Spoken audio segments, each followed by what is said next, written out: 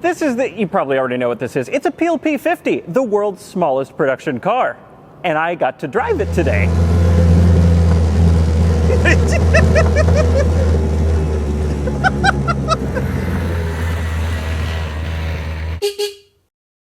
This video is sponsored by Zudubre Yadiri by Nokyar.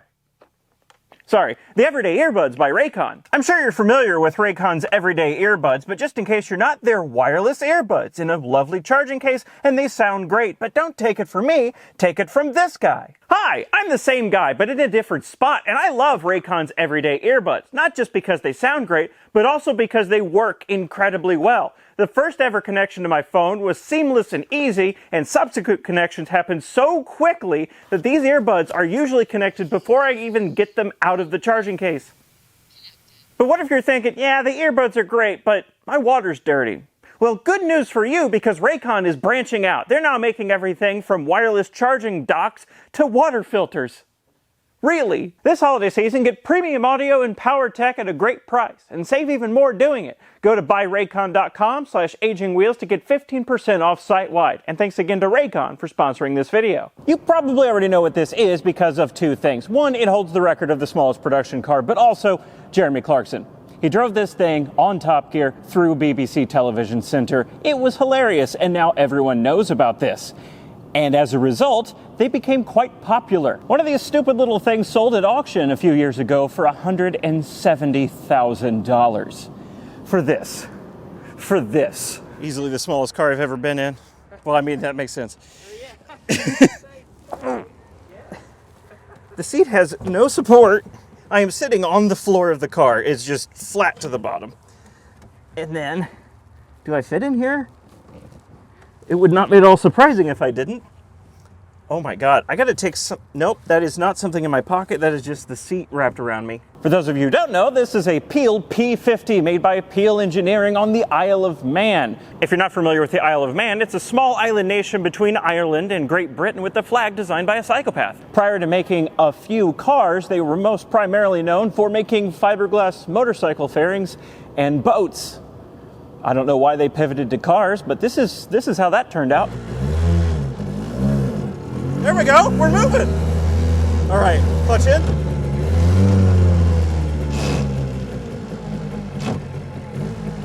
Nope. This is the model most people are familiar with, but Peel made a few other cars like the Trident, the P1000, and a small sports car called the Viking Sport. Peel made the P50 on the Isle of Man from 1962 to 66, and they only made about 50 of them before production ended. Okay, we got it.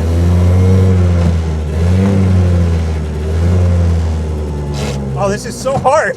Oh, that's second. This particular example is not an original P50, it's a replica, although I'm told that this was built in the late 60s using some original Peel components, so calling it a replica might not be the most accurate description. It's a pretty representative example of what a P50 would have actually been like. And oh boy, is it awful. I mean that in the hilarious way, but it's still terrible. This is the most terrifying car I've ever driven.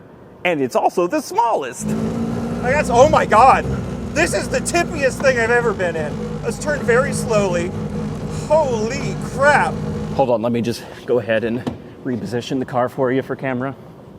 Look at the positive camber on those front wheels. This feels like a car that was designed to tip over, and it only has a single rear wheel, which is also your drive wheel. Now, what I thought would happen is I would get in the car, double the weight of it, and my added weight would squash down the front suspension and give it somewhat of a normal camber angle. But turns out, I almost tipped it just then. I was incorrect in this thought. The rear, too soft. The front, too stiff. There's no in between. This is horrifying.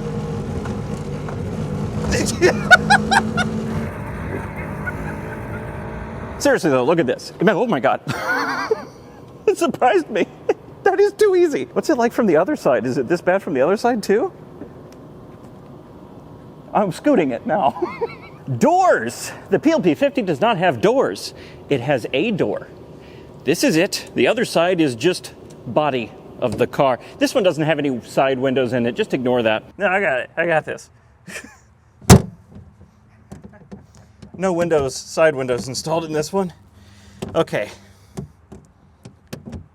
that's closed. Enough. Could we really call this a car? Can we really classify this as a car? It does have car things. It has a headlight, it has a windshield wiper, it has turn signals, it has tail lights, it has turn signals back here, and even parking lights, and a little tiny exhaust pipe. Oh my goodness. It isn't front engine, it is not rear engine, it is side engine. The engine is behind this little kick panel here. You can see the exhaust, and it comes out the back. And by the way, these bumpers, I thought they were steel. They're not. They're some sort of rubber. They're like marine boat docking material.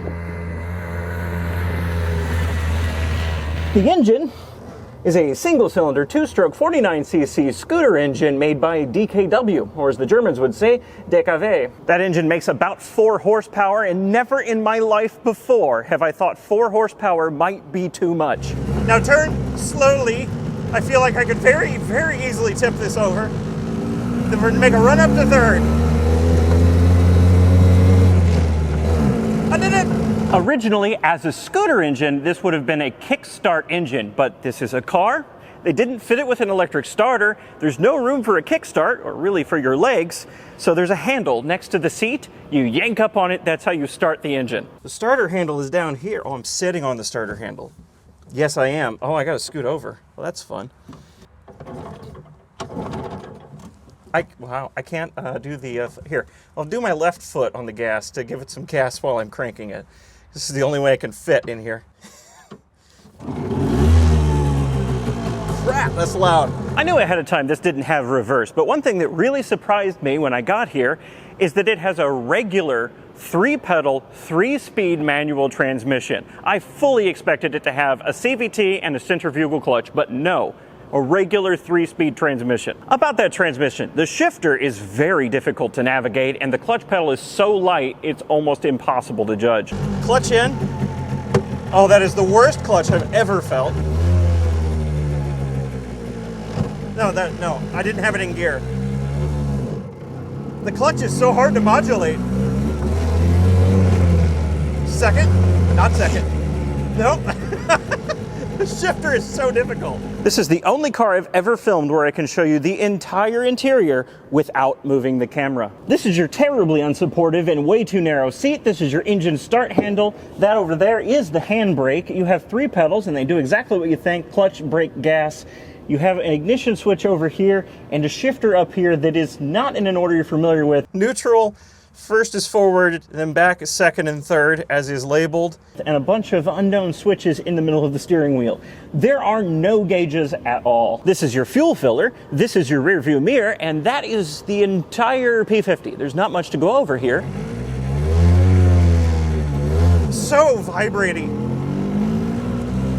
How did anyone drive this? By the way, top speed of this is about 25 miles an hour, which is approximately 23 miles per hour too fast. Oh my goodness. I'm afraid to go any faster than this. By the way, this little yellow thing that's been lurking in the background is the Bambi, an attempted revival of the P50 concept. Built in 83, 84, they only made about 75 of them, which is actually more than the original P50. Same concept, 3 wheels, 49cc scooter engine. This particular one has a Suzuki engine in it, and mercifully, it is a lot bigger than the P50. Still only has 1 door and 1 seat though. It's positively space age on the inside compared to the P50. You have a spare tire, you have a lot more room.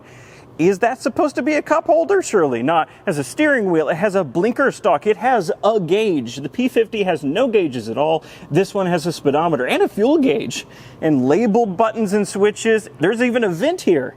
I don't know what it does, but it has a vent and it smells awful in here. Oh my God. The first Bambis had a Minarelli engine and a single headlight like the P50. This is a Mark II Bambi.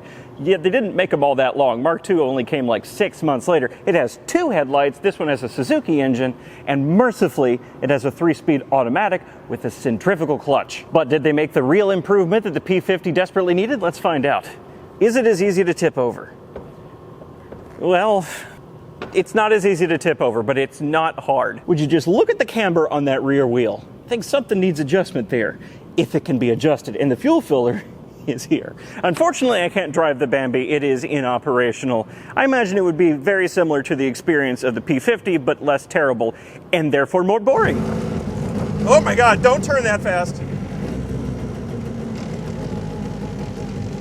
That is neutral, obviously. The shifting is so hard. If you want to come have a look at this car for yourself, it's on exhibit right now at the top floor of the Lane Motor Museum in Nashville, Tennessee. And thanks to the Lane Motor Museum for having me out here and letting me drive this wonderful tiny death trap.